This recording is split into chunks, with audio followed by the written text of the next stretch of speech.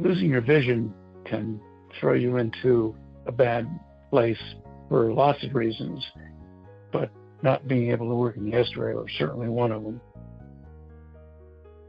This is Hadley's Insights and Soundbites, where people facing vision loss share what's helped them cope and adjust. My name is Ron Peterson. I'm 73 years old and I live in Imperial Beach, California.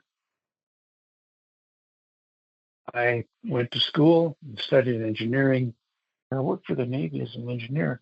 There's weapon systems.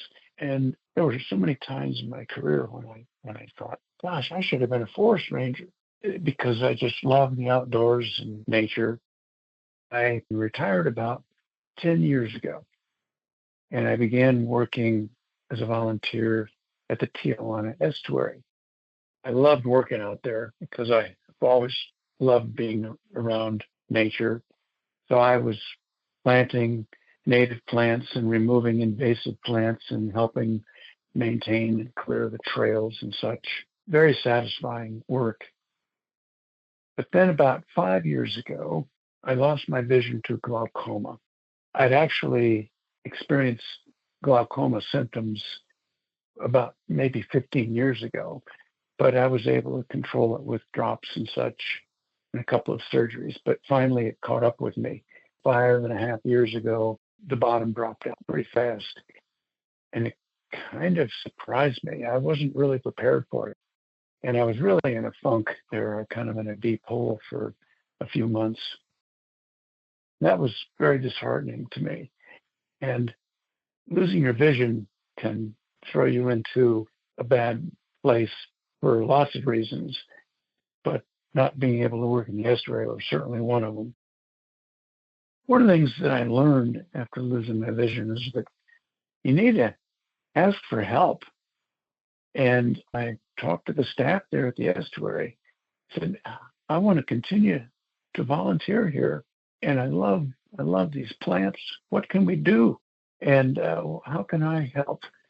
And together we came up with this perfect solution that I would become a docent and I would guide visitors in sharing the beauty of these native plants using the other four senses besides vision, especially touch and smell.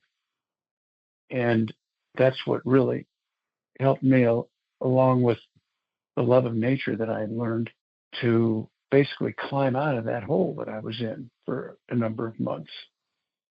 I had already learned how to identify 30 or 40 plants by sight, but I took a year or so and learned how to identify all these plants just by touch.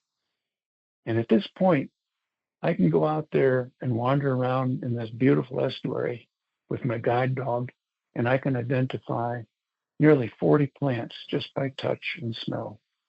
On my nature walk, which I give once a month, and I also give this walk on special visits from both sighted and blind groups. But we take about an hour, hour and a half, and I introduce my guests to about 15 or 16 of these plants, the most beautiful plants and the most interesting plants.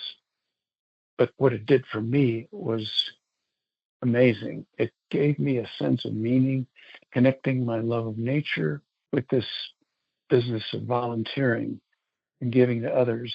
It brought a lot of meaning to my life. And I'm frankly as happy now as I've ever been in my entire life, even without vision. You never know who might need to hear your story. To share, just leave a message on our Insights and Soundbites voicemail.